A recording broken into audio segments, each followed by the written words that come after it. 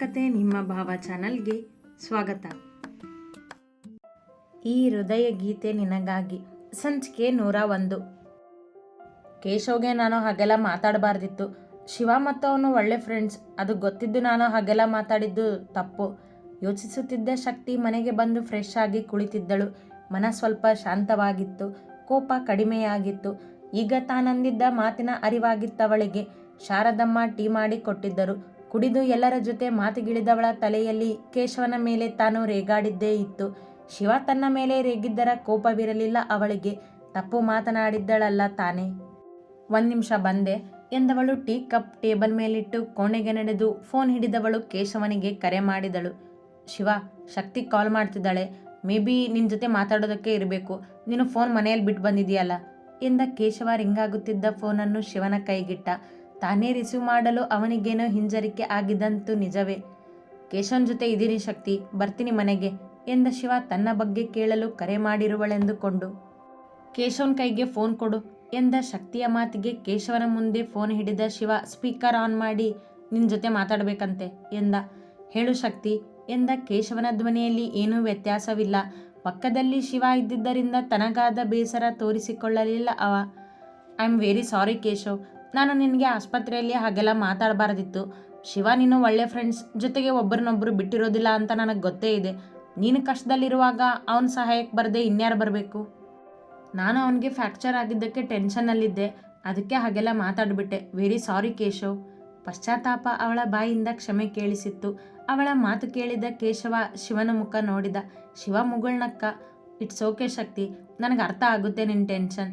ನನಗೂ ಅದೇ ಟೆನ್ಷನ್ ಆಗಿತ್ತಲ್ವಾ, ನನಗೇನು ಬೇಸರ ಇಲ್ಲ ಎಂದ ಕೇಶವನ ಮನದಲ್ಲಿನ ಬೇಸರ ಅವಳ ಕ್ಷಮೆಗೆ ಗಾಳಿಯಲ್ಲಿ ತೂರಿ ಹೋಗಿತ್ತು. Thank you. ಶಿವನ ಕೈಗೆ ಫೋನ್ ಕೊಡು ಎಂದಾಗ ಶಿವ ಹೇಳು ಶಕ್ತಿ ಎಂದ. ಫೋನ್ ಇನ್ನೂ ಸ್ಪೀಕರ್ನಲ್ಲಿಯೇ ಇತ್ತು. ನಾನು ಕೇಶವನಿಗೆ ಹಾಗೆ ಮಾತಾಡಿದ್ದು ತಪ್ಪು ಶಿವ, ಐ ಆಮ್ ಸಾರಿ. ಶಿವನ ಜೀವದ ಗೆಳೆಯನಲ್ಲವೇ ಅವ. ಶಿವನಿಗೆ ಕ್ಷಮೆ ಕೇಳಬೇಕೆನ್ನಿಸಿತು. ತಾಳ್ಮೆ ಕಲ್ತ್ಕೋ ಶಕ್ತಿ, ಬೇಗ ಬಾ ಮನೆಗೆ, ನೀನು ರೆಸ್ಟ್ ಮಾಡುವಂತೆ ಎಂದಳು ಪ್ರೀತಿಯಿಂದ. ಹಾಂ ಬರ್ತೀನಿ ಎಂದವ ಕಾಲ್ ಕಟ್ ಮಾಡಿ ಕೇಶವನ ಕೈಗೆ ಫೋನ್ ಇಟ್ಟು, ಅವಸರ ಜಾಸ್ತಿ ಕೇಶವ ಅವಳಿಗೆ, ತಪ್ಪು ಮಾಡ್ತಾಳೆ, ಕ್ಷಮೆ ಕೇಳ್ತಾಳೆ ಎಂದ ಶಕ್ತಿಯ ಪರ ವಹಿಸಿ. ಒಳ್ಳೆಯವಳು ಶಿವ ಅವಳು, ನಿನ್ನ ಮೇಲೆ ತುಂಬ ಪ್ರೀತಿ ಅವಳಿಗೆ ಎಂದ ಕೇಶವನ ಮಾತಿಗೆ ಶಿವನ ನಗುವೆ ಉತ್ತರ. ನಾವು ನಾಳೆ ಬೆಳಗ್ಗೆ ತಿಂಡಿ ತಿಂದು ಹೊರಡ್ತೀವಿ ಶಿವ ಎಂದರು ಮೀನಾಕ್ಷಿ ಎಲ್ಲರ ಊಟ ಮುಗಿದು ಮಾತನಾಡುತ್ತಾ ಕುಳಿತಾಗ. ಕೇಶವ ಮನೆಯವರೆಗೂ ಬಂದು ಶಿವನನ್ನು ಬಿಟ್ಟು ಊಟ ಮಾಡಿ ಹೋಗಿದ್ದ. ಶಕ್ತಿ ಮತ್ತೊಮ್ಮೆ ಅವನಿಗೆ ಕ್ಷಮೆ ಕೇಳಿದ್ದಳು ನೇರವಾಗಿ. ಶಿವನ ಕೈಗಿದ್ದ ಬ್ಯಾಂಡೇಜ್ ನೋಡಿ ಎಲ್ಲರೂ ಪ್ರಶ್ನೆ ಮಾಡಿದ್ದರು. ಸಣ್ಣ ಪೆಟ್ಟೆಂದು ಹಾರಿಕೆಯ ಉತ್ತರ ಕೊಟ್ಟಿದ್ದ. ಸತ್ಯ ಗೊತ್ತಿದ್ದ ಶಕ್ತಿ ಕೂಡ ಯಾರಿಗೂ ಏನೂ ಹೇಳಿರಲಿಲ್ಲ. ಸರಿ ಅಮ್ಮ, ಹುಷಾರು. ನಾನು ಹೇಳಿರೋ ಸೆಕ್ಯೂರಿಟಿ ಗಾರ್ಡ್ ಅಲ್ಲೇ ಇರ್ತಾರೆ. ಏನೇ ಅನುಮಾನ ಬರೋ ಅಂಥದ್ದು ನಡೆದ್ರೆ ನನಗೆ ತಕ್ಷಣ ಕಾಲ್ ಮಾಡಿ. ಅತ್ತೆ ನಿಮಗೂ ಸೇರಿನೇ ಹೇಳ್ತಿದ್ದೀನಿ ಎಂದ ಶಿವ ಇಬ್ಬರನ್ನು ನೋಡುತ್ತಾ. ಗಂಗಾಧರವರತ್ತ ಅವನ ಕಣ್ಣಿನ ನೋಟ ಹೋಗುವುದೇ ಇಲ್ಲ. ಸರಿನಪ್ಪ, ನೀನು ವಾರಕ್ಕೊಮ್ಮೆ ಆದರೂ ಬಂದು ಹೋಗ್ತಿರು ಎಂದರು ಮೀನಾಕ್ಷಿ. ಆ ಮನೆಗೆ ನಾನು ಇನ್ನು ಮುಂದೆ ಬರ್ತೀನಿ ಅಂತ ನಿರೀಕ್ಷೆ ಇಟ್ಕೋಬೇಡಿ. ಸಾಧ್ಯ ಆದರೆ ಚಿಕ್ಕಮಗಳೂರಿಗೆ ಶಿಫ್ಟ್ ಆಗಿ, ಕೀಲಿ ಆಯಿಯ ಹತ್ರನೇ ಇದೆ. ತಿಂಗಳಿಗೊಮ್ಮೆ ಬಂದು ಹೋಗ್ತೀನಿ ಎಂದವನಿಗೆ ಕೋಪ ಗಂಗಾಧರವರ ಮೇಲೆ. ತಪ್ಪು ಶಿವ ನೀನು ಮಾತಾಡ್ತಿರೋದು ಎಂದಳು ಶಕ್ತಿ. ಅವಳತ್ತ ಒಂದು ಗಂಭೀರ ನೋಟ ಕೊಟ್ಟನಷ್ಟೇ, ಮತ್ತವಳು ಮಾತನಾಡಲಿಲ್ಲ. ನಾನು ಹೇಳಿದ್ದೆ ಕೊನೆ ಅಂತ ಗೊತ್ತೇ ಇದೆ ಎಲ್ರಿಗೂ ಎಂದವ ಮೇಲೆದ್ದು ಕೋಣೆಯತ್ತ ಹೆಜ್ಜೆ ಇಟ್ಟ. ಶಿವ ಕರೆದರೂ ಮೀನಾಕ್ಷಿ ಎದ್ದು ನಿಂತು ಅವನತ್ತ ನೋಡುತ್ತಾ ಅಲ್ಲಿಯೇ ನಿಂತವ ತಿರುಗಿದ. ಅವನಿದ್ದಲ್ಲಿ ನಡೆದು ಬಂದವರು, ಕ್ಷಮಿಸೋದಿಲ್ವ ನೀನು ಗಂಗಾಧರನ್ನ ಸಹಜವಾಗಿಯೇ ಕೇಳಿದರು.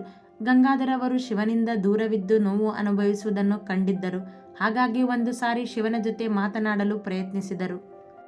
ಅಮ್ಮ, ನೀನು ಈ ಪ್ರಶ್ನೆ ಕೇಳ್ತೀಯ ಅಂತ ನಾನು ಅಂದ್ಕೊಂಡಿರಲಿಲ್ಲ ಎಂದವನೇ ನಿಲ್ಲದೆ ಕೋಣೆಗೆ ನಡೆದು ಬಿಟ್ಟ. ಅವರತ್ತ ಎದ್ದು ಬಂದ ಶಕ್ತಿ, ಅತ್ತೆ ಅವನಿಗೆ ಸುಸ್ತಾಗಿದೆ, ಅದಕ್ಕೆ ಏನೂ ಮಾತಾಡ್ತಿಲ್ಲ. ನೀವು ಅವನ ಬಗ್ಗೆ ಯೋಚನೆ ಮಾಡಿಬಿಡಿ.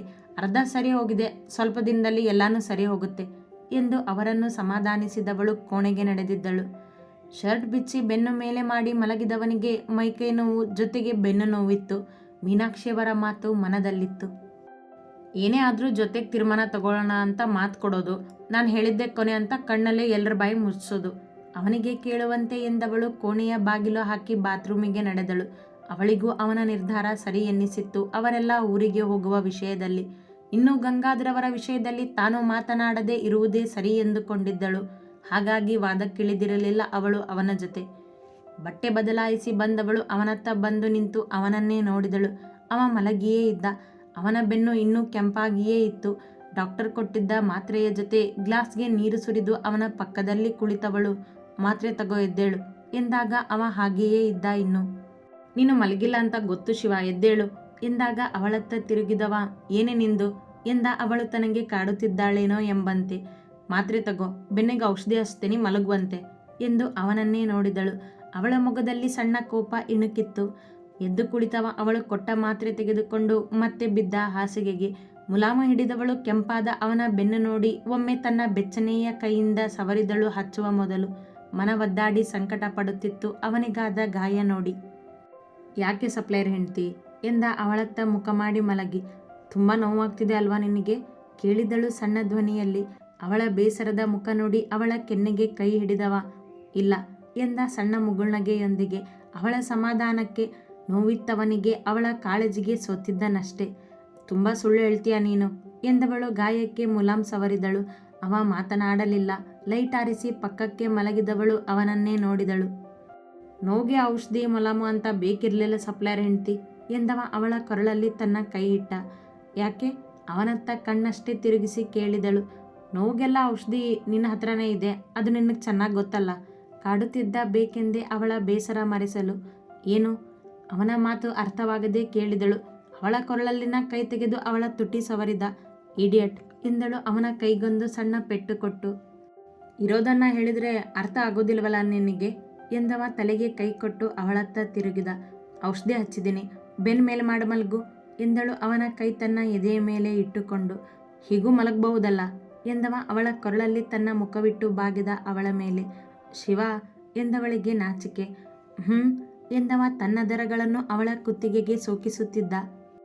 ಮಾತನಾಡದೆ ಶಾಂತವಾದ ಶಕ್ತಿ ಅವನ ಕುತ್ತಿಗೆಗೆ ಕೈ ಹಾಕಿ ಅವನನ್ನು ತನ್ನದೆಯ ಮೇಲೆ ಮಲಗಿಸಿಕೊಂಡು, ಹೀಗೂ ಮಲಗಬಹುದು ಎಂದಳು. ಹೌದಾ ತಲೆ ಎತ್ತಿ ಅವಳನ್ನೇ ನೋಡುತ್ತಾ ಕೇಳಿದ ತುಂಟತನದಿಂದ. ನಕ್ಕಳು ತುಟಿಯಂಚಲ್ಲಿ. ಅವನ ತುಟಿಯಲ್ಲೂ ಮುಗುಳ್ನಗೆ ಇತ್ತು. ಮತ್ತವಳ ಅಪ್ಪಣೆ ಕೇಳದೆ ಅವಳ ತುಟಿಗೊಂದು ಸಿಹಿ ಮುತ್ತು ಕೊಟ್ಟವನೇ ಅವಳ ಕೊರಳಲ್ಲಿ ತನ್ನ ಮುಖ ಹುದುಗಿಸಿ ಕಣ್ಮುಚ್ಚಿದ. ಅವನ ನೋವಿಗೆ ಮದ್ದಾದ ಶಕ್ತಿ ಅವನನ್ನಪ್ಪಿ ಮಲಗಿದಳು. ವಾರ ಕಳೆದಿತ್ತು. ಶಕ್ತಿ ತನ್ನ ಕೆಲಸಗಳ ಜೊತೆ ಅವನ ಪ್ರೀತಿಯಲ್ಲಿ ಖುಷಿಯಿಂದಿದ್ದಳು. ಶಿವ ಕೂಡ ತನ್ನ ಕೆಲಸಗಳಲ್ಲೇ ವ್ಯಸ್ತವಿದ್ದರೂ ಅವಳ ಪ್ರೀತಿ ಕಾಳಜಿ ಮರೆತಿರಲಿಲ್ಲ. ರಣದೇವ್ ಶಿವನ ತಂಟೆಗೆ ಬಂದಿರಲಿಲ್ಲ. ಮತ್ತೆ ಶಾನ್ ಮತ್ತು ಕ್ಷಿರಾಳ ಬಗ್ಗೆ ಯಾವ ಮಾಹಿತಿಯೂ ಇರಲಿಲ್ಲ. ಆದರೂ ಅವನಿಗೆ ಧೈರ್ಯವಿತ್ತು. ಕಾರಣ ಯಾರಿಗೂ ಗೊತ್ತಿಲ್ಲದ ಯೋಜನೆಯೊಂದು ಜಾರಿಯಲ್ಲಿಯೇ ಇತ್ತು. ಅದು ಕೇಶವನಿಗೂ ಗೊತ್ತು. ಅಂದು ಸೋಮವಾರ ಶಿವನ ದೇವಸ್ಥಾನಕ್ಕೆ ಶಕ್ತಿ ಮತ್ತು ರಾಯರ ಜೊತೆ ನಡೆದು ದೇವರ ದರ್ಶನ ಮುಗಿಸಿ ಅಲ್ಲಿಯೇ ಕುಳಿತಿದ್ದ. ಮೂವರು ಹಾಗೆ ಮಾತಿಗಿಳಿದಿದ್ದರು. ಪಕ್ಕದ ರಸ್ತೆಯಲ್ಲಿ ಯಾರೋ ಗೋಳಾಡುವ ಅಳುವ ಧ್ವನಿ ಜೋರಾಗಿ ಕೇಳುತ್ತಿತ್ತು. ದೇವಸ್ಥಾನದ ಪಕ್ಕದಲ್ಲೇ ಇದ್ದಿದ್ದರಿಂದ ಶಿವನ ಕಿವಿಗೂ ಬಿದ್ದಿತು. ಮೊದಲು ಅವ ತಲೆ ಕೆಡಿಸಿಕೊಂಡಿರಲಿಲ್ಲವಾದರೂ ಏನಾಗಿತ್ತೋ ಏನೋ ಪಾಪ, ಆತ್ಮಹತ್ಯೆ ಮಾಡ್ಕೊಂಡಿದ್ದಾನೆ ಅಂತಿದ್ದಾರೆ. ಜನರ ಬಾಯಲ್ಲಿನ ಮಾತು ಕಿವಿಗೆ ಬಿದ್ದಾಗ ಮೇಲೆದ್ದ ನೋಡಲೇಬೇಕೆಂಬ ಕುತೂಹಲಕ್ಕೆ. ಯಾರೋ ಅಳೋ ಧ್ವನಿ ಕೇಳ್ತಿದೆ, ಏನು ನೋಡ್ತೀನಿ, ಬಂದೆ ನೀವು ಇಲ್ಲೇ ಇರಿ ಎಂದ ಶಕ್ತಿ ಮತ್ತು ರಾಯರನ್ನು ನೋಡುತ್ತಾ. ನಾನು ಬರ್ತೀನಿ ಎಂದ ಶಕ್ತಿ ಅವನ ಹಿಂದೆಯೇ ಮೇಲೆದ್ದವಳು. ಅಪ್ಪ ನೀವು ಕಾರಲ್ಲಿ ಕೂತ್ಕೊಳ್ಳಿ, ಬರ್ತೀವಿ ಎನ್ನುತ್ತಾ ಅವನ ಜೊತೆ ನಡೆದಳು. ದೇವಸ್ಥಾನದ ಗೋಡೆಗೆ ಅಂಟಿಕೊಂಡ ಮನೆ ಅದು. ಮನೆಯ ಗೇಟಿನ ಮುಂದೆ ಜನ ಸೇರಿದ್ದರು. ವಯಸ್ಕ ಹುಡುಗನ ಸತ್ತ ದೇಹ ಮನೆಯ ಒಳಗಿತ್ತು. ಮೃತನ ತಾಯಿ ಮನೆಯ ಮುಂದೆ ಕುಳಿತು ಜೋರಾಗಿ ಅಳುತ್ತಿದ್ದರು. ಪೊಲೀಸ್ ಕೂಡ ನಿಂತಿದ್ದರು. ಅಲ್ಲಿಗೆ ನಡೆದ ಶಿವನನ್ನು ಕಂಡ ಪೊಲೀಸರು ಅವನಿಗೆ ಸೆಲ್ಯೂಟ್ ಮಾಡಿದ್ದರು. ಮೊದಲು ಶಕ್ತಿ ಅವನ ಹಿಂದೆಯೇ ಇದ್ದಳು. ಏನಾಗಿದೆ ಕೇಳಿದ ಅಲ್ಲಿನ ಪೊಲೀಸರನ್ನು. ಆತ್ಮಹತ್ಯೆ ಸರ್, ಇನ್ನೂ ಓದೋ ಹುಡುಗ. ಕಾರಣ ಇನ್ನೂ ಗೊತ್ತಿಲ್ಲ ಸರ್, ಫಾರೆನ್ಸಿಕ್ ಟೀಮ್ ಬರ್ತಿದೆ ಎಂದ ಪೊಲೀಸರು ಕೂಡ ಆಗ ತಾನೇ ಬಂದಿದ್ದರು ಅಲ್ಲಿಗೆ. ಶಕ್ತಿ ನೀನು ಇಲ್ಲೇ ಇರು, ಶಕ್ತಿಯನ್ನು ನೋಡುತ್ತಾ ಎಂದವ ಪೊಲೀಸರ ಜೊತೆ ಮನೆಯ ಒಳಗೆ ನಡೆದ.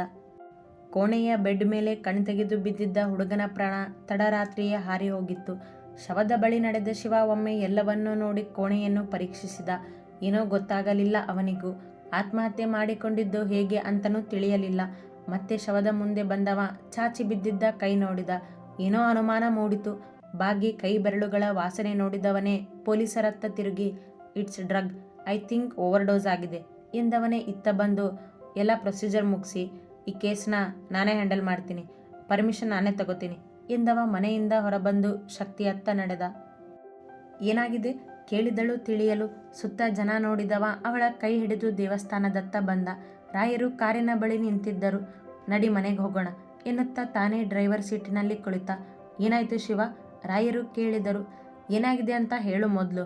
ಮತ್ತೆ ಕೇಳಿದಳು. ಕಾರ್ ಹತ್ತಿ ಕುಳಿತು ರಾಯರು ಹಿಂದಿನ ಸೀಟಿನಲ್ಲಿ ಕುಳಿತರು. ಡ್ರಗ್ ಓವರ್ ಡೋಸ್ ಆಗಿದೆ, ಸೊ ಹಿ ಡೆಡ್ ಎಂದ ಕಾರ್ ಸ್ಟಾರ್ಟ್ ಮಾಡಿ. ಈ ಡ್ರಗ್ ಅನ್ನೋದು ನಿನ್ನ ಬಿಡೋದೇ ಇಲ್ವಾ? ದೇವಸ್ಥಾನಕ್ಕೆ ಬಂದು ದೇವ್ರ ದರ್ಶನ ಮಾಡಿ ಹೆಣ ನೋಡ್ಕೊಂಡು ಮನೆಗೆ ಹೋಗ್ತಿದ್ದೀವಿ ನೋಡು, ಕೊಂಚ ಒರಟಾಗಿ ಎಂದಳು. ಡ್ರಗ್ ಎಂಬ ಪದ ಕೇಳಿಯೇ ಆತಂಕವಾಗುತ್ತಿತ್ತವಳಿಗೆ. ಶಿವ ಡ್ರಗ್ ಜಾಲ ಭೇದಿಸದೆ ಬಿಡುವವನಲ್ಲವಲ್ಲ. ಅವನಿಗೇನಾದರೂ ಆದರೆ ಎಂಬ ಭಯ ಅವಳಿಗೆ. ನನ್ನ ಕೆಲಸನೇ ಅದು ಶಕ್ತಿ ಎಂದವ ಕೊಂಚ ವೇಗವಾಗಿಯೇ ಮನೆಯತ್ತ ನಡೆದ. ಕಾರ್ ಬಾಗಿಲ ಬಳಿ ನಿಂತಾಗ ಮನೆಯವಳ ಹೋಗದೆ ಬೈಕ್ ಹತ್ತಿದವ ನಾನು ಹೋಗಿ ಬರ್ತೀನಿ ಎನ್ನುತ್ತಾ ಕೀ ತಿರುಗಿಸಿದ. ಹುಷಾರು ಎಂದಳು ಶಕ್ತಿ ಅವ ಹೋದ ದಾರಿಯನ್ನೇ ನೋಡುತ್ತಾ ನಿಂತು. ಬಾ ಶಕ್ತಿ ಒಳಗೆ ಕರೆದರು ರಾಯರು. ಈ ಡ್ರಗ್ ಹಿಂದೆ ಬಿದ್ದಿದ್ದಾನೆ ಅಪ್ಪ ಇವನು, ಯಾರ ಮಾತನ್ನು ಕೇಳೋದಿಲ್ಲ, ಇದರಲ್ಲಿ ಇದೇ ಭಯ ನನಗೆ ಎಂದಳು ರಾಯರನ್ನೇ ನೋಡುತ್ತಾ. ಅವನು ಹುಷಾರಾಗಿರ್ತಾನೆ, ನೀನು ಯೋಚನೆ ಮಾಡ್ಬಿಡ ಬಾ ಎನ್ನುತ್ತಾ ಅವಳ ಜೊತೆ ಒಳ ನಡೆದರು. ಈ ಕೇಸ್ನ ನಾನೇ ಹ್ಯಾಂಡಲ್ ಮಾಡ್ತೀನಿ ಸರ್, ಪ್ಲೀಸ್ ಇದನ್ನು ನನಗೆ ಒಪ್ಪಿಸಿ ನೀವು, ಇಟ್ಸ್ ಮೈ ರಿಕ್ವೆಸ್ಟ್ ಎಂದ ಶಿವ ಕಮಿಷನರ್ ಮುಂದೆ ಕುಳಿತಿದ್ದ. ಡ್ರಗ್ ಓವರ್ ಡೋಸ್ನಿಂದ ಸತ್ತವನ ಕೇಸ್ ತನ್ನ ಲಿಮಿಟ್ಸ್ನಲ್ಲಿ ಬರುವುದಿಲ್ಲವೆಂದು ಗೊತ್ತಿತ್ತವನಿಗೆ. ಹಾಗಾಗಿ ತಾನೇ ಆ ಕೇಸನ್ನು ಬಗೆಹರಿಸಬೇಕೆಂದು ಕಮಿಷನರ್ ಹತ್ತಿರ ಕೇಳಲು ಬಂದಿದ್ದ. ಡ್ರಗ್ಸ್ ಕೇಸ್ ಸಾಲ್ವ್ ಮಾಡೋದಕ್ಕೆ ಅಂತಾನೆ ನಿನ್ನ ಇಲ್ಲಿಗೆ ಕರ್ಸ್ಕೊಂಡಿರೋದು ಶಿವ, ಅಂದಮೇಲೆ ಈ ಕೇಸ್ ನಿನಗೆ ಒಪ್ಪಿಸದೇ ಇರ್ತೀನ ನಾನು, ಅದು ನೀನಾಗಿಯೇ ಕೇಳಿದಾಗ ಎಂದರು ಕಮಿಷನರ್ ಸ್ನೇಹಭಾವದಿಂದ. ಅವರಿಗೆ ಶಿವನ ಪರಿಚಯ ಚೆನ್ನಾಗಿತ್ತು, ಅವನ ಕೆಲಸದ ನಿಷ್ಠೆಯ ಬಗ್ಗೆಯೂ ಗೊತ್ತಿತ್ತಲ್ಲ ಎಲ್ಲರಿಗೂ. Thank you sir. ಹಾಗೆ ಇನ್ನೊಂದು ರಿಕ್ವೆಸ್ಟ್. ಹೇಳು ಶಿವ. ನಮ್ಮ ಡಿಪಾರ್ಟ್ಮೆಂಟ್ನಲ್ಲೇ ಆ ರಣದೇವನಿಗೆ ಸಹಾಯ ಮಾಡೋರಿದ್ದಾರೆ ಸರ್, ಅವ್ರನ್ನ ನಾನು ನೇರವಾಗಿ ಇದರಲ್ಲಿ ತರಬೇಕು ಅಂದ್ಕೊಂಡಿದ್ದೀನಿ. ಗೊತ್ತಿಲ್ಲ ಯಾರ್ಯಾರ ಮುಖಗಳು ಹೊರಗೆ ಬರುತ್ತೆ ಅಂತ. ಯು ಕ್ಯಾನ್ ಶಿವ, ನಿನಗೆ ಎಲ್ಲ ರೈಟ್ಸ್ ನಾನು ಕೊಟ್ಟಿದ್ದೀನಿ, ಆದರೆ ಈ ಡ್ರಗ್ ಕೇಸ್ ಸಾಲ್ವ್ ಆಗುತ್ತೆ ಅನ್ನೋ ಭರವಸೆನ ನೀನು ನನಗೆ ಕೊಡಬೇಕು. ಯಾಕಂದರೆ ಮುಂದೆ ಏನೇ ಸಮಸ್ಯೆ ಆದರೂ ಕೆಟ್ಟ ಹೆಸರು ಬರೋದು ನಮ್ಮ ಡಿಪಾರ್ಟ್ಮೆಂಟಿಗೆ. ಅಧಿಕಾರ ಕೊಟ್ಟು ಹೆಸರು ಕೆಡಿಸ್ಕೊಂಡ್ರು ಅಂತ ಅನಿಸ್ಕೊಳ್ಳೋದು ಬೇಡ. ಖಂಡಿತ ಸರ್, ಈ ಸಾರಿ ಆ ತಂದೆ ಮಗನ ಅರೆಸ್ಟ್ ಮಾಡದೆ ಬಿಡೋದಿಲ್ಲ ನಾನು ಎಂದ ಶಿವ ಆಗಲೇ ನಿರ್ಧರಿಸಿದ್ದ ಈ ಡ್ರಗ್ ಎಂಬ ಜಾಲವನ್ನು ಭೇದಿಸಲು. ಓಕೆ, ಬೆಸ್ಟ್ ಆಫ್ ಲಕ್ ಎಂದವರು ತಮ್ಮ ಒಪ್ಪಿಗೆ ಕೊಟ್ಟಿದ್ದರು. ಥ್ಯಾಂಕ್ ಯು ಸರ್ ಎಂದವ ಎದ್ದು ನಿಂತು ಅವರಿಗೆ ಮತ್ತೊಮ್ಮೆ ಸೆಲ್ಯೂಟ್ ಮಾಡಿ ಹೊರ ನಡೆದಿದ್ದ. ಸರ್, ಆತ್ಮಹತ್ಯೆ ಮಾಡಿಕೊಂಡಿರೋ ಆ ಹುಡುಗನ ಹೆಸರು ವರುಣ್, ವಯಸ್ಸು 24, M.Com ಫೈನಲ್ ಇಯರ್ ಸ್ಟೂಡೆಂಟ್ ಎಂದ ಇನ್ಸ್ಪೆಕ್ಟರ್ ವಿನೋದ್. ಆ ಹುಡುಗನ ಡೀಟೇಲ್ಸ್ ಇದ್ದ ಫೈಲನ್ನು ಶಿವನ ಕೈಗಿಟ್ಟ. ಅವ ಆ ಕೇಸ್ ಇದ್ದ ಸ್ಟೇಷನ್ನಿಗೆ ಬಂದಿದ್ದ. ಫೈಲನ್ನು ನೋಡಿದವ. Yes, it's a drug overdose Vinod, not a suicide ಎಂದ ಶಿವ ಆ ಕೇಸಿನ ಬಗ್ಗೆ ಹೆಚ್ಚು ಆಸಕ್ತಿ ವಹಿಸಿದ್ದಲ್ಲದೆ ಗಂಭೀರನಾಗಿದ್ದ. ಅವನ ಕೈಯಲ್ಲಿದ್ದ ಫೈಲ್ನಲ್ಲಿ ವರುಣ್ ಮೆಡಿಕಲ್ ರಿಪೋರ್ಟ್ ಕೂಡ ಇತ್ತು. ಈ ಡ್ರಗ್ ಹೊರಗಡೆ ಎಲ್ಲೂ ಸಿಗೋದಿಲ್ಲ, ಅದು ಈ ಹುಡುಗನ ಕೈಗೆ ಸಿಕ್ಕಿದೆ ಅಂದರೆ ನಮ್ಗೆ ಗೊತ್ತಿಲ್ಲದ ಹಾಗೆ ಡ್ರಗ್ ಸಪ್ಲೈ ಮಾಡ್ತಿದ್ದಾನೆ ಆ ರಣದೇವ್. ಅವನು ಇದನ್ನೆಲ್ಲ ಅಷ್ಟು ಸುಲಭವಾಗಿ ಬಿಡೋದಿಲ್ಲ, ಹಾಗೆ ನಾವು ಬಿಡೋದಿಲ್ವಲ್ಲ ಎಂದ ಶಿವ ಎದುರಿಗೆ ನಿಂತಿದ್ದ ಇನ್ಸ್ಪೆಕ್ಟರ್ ವಿನೋದನ್ನು ನೋಡುತ್ತಾ. ಹಾಂ ಸರ್ ಎಂದ ಅವ ಸಣ್ಣ ನಗೆಯೊಂದಿಗೆ. ಇನ್ನೊಮ್ಮೆ ಅವ್ರ ಮನೆ ಹತ್ರ ಹೋಗಿ ಚೆಕ್ ಮಾಡಬೇಕು, ನಡೀರಿ ಹೋಗೋಣ ಎಂದಾಗ ಇಬ್ಬರೂ ಹೊರಬಂದು ಜೀಪ್ ಹತ್ತಿ ನಡೆದರು. ಬೆಳಗ್ಗೆ ಬಂದು ಹೋಗಿದ್ದ ಮನೆ ಅದು. ಈಗ ಮೌನವಿತ್ತು ಅಲ್ಲಿ. ಸತ್ತ ವರುಣನ ತಾಯಿ ಇನ್ನೂ ಕಣ್ಣೀರಿಡುತ್ತಿದ್ದರೂ ಗೋಡೆಗೆ ಅಂಟಿಕೊಂಡು ಕುಳಿತು. ಅವನ ತಂದೆ ಮನಸ್ಸಿಲ್ಲದೆ ಮುಂದಿನ ಕಾರ್ಯಗಳತ್ತ ಗಮನ ಕೊಟ್ಟಿದ್ದರು. ಡೆಡ್ ಬಾಡಿ ಇನ್ನೂ ಆಸ್ಪತ್ರೆಯಲ್ಲಿತ್ತು. ಅಮ್ಮ ಕರೆದ ಅಳುತ್ತಾ ಕುಳಿತಿದ್ದ ತಾಯಿಯನ್ನು ಅವರು ಶಿವನತ್ತ ನೋಡಿದರಷ್ಟೇ. ನಿಮ್ಮ ಹತ್ರ ಮಾತಾಡಬೇಕಿತ್ತು ಎಂದವನಿಗೆ ಆ ಪರಿಸ್ಥಿತಿಯಲ್ಲಿ ಅವರನ್ನು ಮಾತನಾಡಿಸುವುದು ಸರಿ ಅಲ್ಲವೆಂದು ಗೊತ್ತಿತ್ತು. ಆದರೆ ಕರ್ತವ್ಯ ಬಿಡುವಂತಿರಲಿಲ್ಲ. ಏನು ಅಂತ ಮಾತಾಡ್ತೀರಾ ಸರ್? ನಿಮ್ಮ ಕೆಲಸ ಏನಿದೆಯೋ ಅದನ್ನು ಮಾಡ್ತೀರಾ ನೀವು, ಆದರೆ ಸತ್ತು ನನ್ನ ಮಗನ ವಾಪಸ್ ತಂದು ಕೊಡೋದಕ್ಕಂತೂ ಆಗೋದಿಲ್ವಲ್ಲ ನೊಂದು ನುಡಿದರು. ಅದು ಸತ್ಯ ಅಮ್ಮ, ಆದರೆ ಇದರಿಂದ ಇನ್ನೂ ಎಷ್ಟೋ ಜೀವಗಳನ್ನ ಉಳಿಸೋದಕ್ಕೆ ನಮಗೆ ಸಹಾಯ ಆಗುತ್ತೆ ಅಲ್ವಾ ಎಂದವನ ಮಾತಿಗೆ ಕೆನ್ನೆಯ ಮೇಲಿನ ಕಣ್ಣೀರು ಒರೆಸಿದರು. ನಿಮ್ಮ ಮಗ ವರುಣ್ ಡ್ರಗ್ಸ್ ತಗೋತಾನೆ ಅಂತ ನಿಮ್ಗೆ ಗೊತ್ತಿತ್ತ ಮೊದಲೇ? ತನ್ನ ಪ್ರಶ್ನೆಗಳನ್ನು ಶುರು ಮಾಡಿದ. ಇಲ್ಲಪ್ಪ, ಅವನು ಹೀಗೆ ಕೆಟ್ಟ ಚಟಕ್ಕೆ ಬಿದ್ದಿದ್ದಾನೆ ಅನ್ನೋ ಸುಳಿವೂ ಇರಲಿಲ್ಲ ನಮಗೆ ನಿಧಾನವಾಗಿ ಉತ್ತರಿಸುತ್ತಿದ್ದರು. ಅನುಮಾನ ಬರೋ ಅಂಥದ್ದು ಏನೂ ಇರಲಿಲ್ವ ಅವನ ನಡವಳಿಕೆಯಲ್ಲಿ? ಬೆಳಗ್ಗೆ ಕಾಲೇಜ್ಗೆ ಹೋಗಿ ಬರ್ತಿದ್ದ, ಸಂಜೆ ಅವನ ತಂದೆ ಜೊತೆ ಹೋಟೆಲ್ನಲ್ಲಿ ಇರ್ತಿದ್ದ, ರಾತ್ರಿ ಬಂದವನು ಊಟ ಮಾಡಿ ಮಲಗ್ತಿದ್ದ. ಅನುಮಾನ ಅಂತ ಏನೂ ಇರಲಿಲ್ಲ ಅವನ ಮೇಲೆ ನಮಗೆ. ಹೋಟೆಲ್ಗೆ ಅಂದರೆ ನಮ್ಮದು ಹೋಟೆಲ್ ಇದೆ, ಅವನ ತಂದೆ ಜೊತೆ ಹೋಟೆಲ್ ನೋಡ್ಕೋತಿದ್ದ. ಸರಿ ಅಮ್ಮ ಎಂದ ಶಿವ ಎದ್ದು ವರುಣನ ತಂದೆಯ ಬಳಿ ಬಂದ. ಸರ್, ನಾವು ವರುಣ್ ಕೋಣೆನ ಚೆಕ್ ಮಾಡಬೇಕು ಎಂದಾಗ ಅವನ ತಂದೆ ಕೋಣೆ ತೋರಿಸಿದ್ದರು. ಶಿವ ಅಲ್ಲಿನ ಪ್ರತಿಯೊಂದು ವಸ್ತುಗಳನ್ನು ಗಮನಿಸಿ ವರುಣನ ಬ್ಯಾಗ್, ಬಟ್ಟೆ, ಕಬೋರ್ಡ್ ಎಲ್ಲವನ್ನೂ ಹುಡುಕಾಡಿದ್ದ. ಮತ್ತೇನಾದರೂ ಡ್ರಗ್ ಸಿಗುವುದೇನೋ ಎಂದು. ಅದರ ಸಣ್ಣ ಸುಳಿವು ಆ ಕೋಣೆಯಲ್ಲಿ ಸಿಕ್ಕಿರಲಿಲ್ಲ ಅವನಿಗೆ. ಥ್ಯಾಂಕ್ ಯು ಸರ್, ಮತ್ತೆ ನಮಗೇನಾದರೂ ಇನ್ಫಾರ್ಮೇಷನ್ ಬೇಕಾದರೆ ಬರ್ತೀವಿ ಎಂದ ಶಿವ ಅಲ್ಲಿಂದ ನಡೆದಿದ್ದ. ಕಮಿಷನರ್ ಜೊತೆ ಮಾತಾಡಿ ಆ ಕೇಸ್ ನೀನೇ ತಗೊಂಡಿದ್ಯಾ ಶಿವ? ಕೇಳಿದ ಕೇಶವ. ಒಂದೇ ಡಿಪಾರ್ಟ್ಮೆಂಟಿನ ಕೆಳಗೆ ಇರುವವರಲ್ಲವೇ? ಸುದ್ದಿ ಮುಟ್ಟಿತ್ತಾಗಲೇ. ಹಾಗಾಗಿ ಶಿವನನ್ನು ಹುಡುಕಿ ಬಂದಿದ್ದ. ಇಬ್ಬರೂ ಶಿವನ ಸ್ಟೇಷನಿನಲ್ಲಿಯೇ ಇದ್ದರು. ಹಾ ಕೇಶು, 24 ವರ್ಷ ಆ ಹುಡುಗನ್ಗೆ. ಓದು ಜೀವನ ಅನ್ನೋ ಈ ವಯಸ್ಸಲ್ಲಿ ಆ ಡ್ರಗ್ ಹಿಂದೆ ಬಿದ್ದು ಜೀವನೇ ಕಳ್ಕೊಂಡಿದ್ದಾನೆ. ಹೆತ್ತು ಸಾಕಿ ಬೆಳೆಸಿದ ತಂದೆ ತಾಯಿ ಈಗ ಮಗನ ಹೆಣಕ್ಕೆ ಬೆಂಕಿನೂ ಇಡೋ ಪರಿಸ್ಥಿತಿ ಬಂದಾಗ ಅವ್ರಿಗೆ ಹೇಗಾಗಿರ್ಬೇಡ? ಆ ತಂದೆ ತಾಯಿಗೆ ಬಂದಿರೋ ಪರಿಸ್ಥಿತಿ ಮತ್ತೆ ಬೇರೆಯವ್ರಿಗೂ ಬರಬಾರ್ದು ಅಲ್ವಾ? ನನಗೆ ಗೊತ್ತು, ಖಂಡಿತ ಇದ್ರ ಹಿಂದೆ ರಣದೇವಿದ್ದಾನೆ. ಅವನು ಸಿಕ್ಬಿದ್ದಾಗ ಏನೇನೋ ಹೇಳಿ ಜಾಮೀನು ತಗೊಂಡು ಹೊರಗಡೆ ಬಂದಿದ್ದಾನೆ ಅಲ್ವಾ? ಈಗ ನೋಡು ಈ ಕೇಸ್ನಲ್ಲಿ ಅವನನ್ನು ಹೇಗೆ ಸಿಕ್ಕಾಕಿಸ್ತೀನಿ ಅಂತ ಎಂದ ಶಿವ ತನ್ನ ಫೋನ್ ಹಿಡಿದು ಗೇಮ್ ಓವರ್ ಎಂದು ಸಂದೇಶ ಕಳುಹಿಸಿದ. ಆ ಸಂದೇಶ ತಲುಪಿದ ವ್ಯಕ್ತಿ ಮುಂಬೈನಲ್ಲಿ ಶಿವನಿಗೆ ಸಹಾಯ ಮಾಡಿದವರು. ರಣದೇವನ ಬಣ್ಣ ಬಯಲಾಗಿ ಎಷ್ಟೋ ದಿನಗಳಾಗಿದ್ದರೂ ಸರಿಯಾದ ಸಾಕ್ಷಿ ಇಲ್ಲವೆಂದು ತಪ್ಪಿಸಿಕೊಂಡಿದ್ದ. ಆದರೆ ಶಿವ ಮೊದಲೇ ಎಲ್ಲ ಯೋಚನೆ ಮಾಡಿ ತನ್ನ ಬಲೆ ಬೀಸಿದ್ದ. ಅದು ಈಗ ಬೀಸಿದ್ದಲ್ಲ, ಸುಮಾರು 2 ವರ್ಷಗಳ ಹಿಂದೆಯೇ ಎಲ್ಲ ಯೋಜನೆ ಆಗಿತ್ತು. ಮರೆಯಲಿದ್ದ ಎಷ್ಟೋ ಸತ್ಯಗಳು ಈಗ ಹೊರಬರಬೇಕಿತ್ತು. ಅತಿ ಹೆಚ್ಚಿನ ಕಥೆಗಳಿಗಾಗಿ ಹಿಂಬಾಲಿಸಿ ಪ್ರತಿಲಿಪಿ ಆ್ಯಪ್ನಲ್ಲಿ ಪ್ರತಿಮಾ SH ಅವರನ್ನು.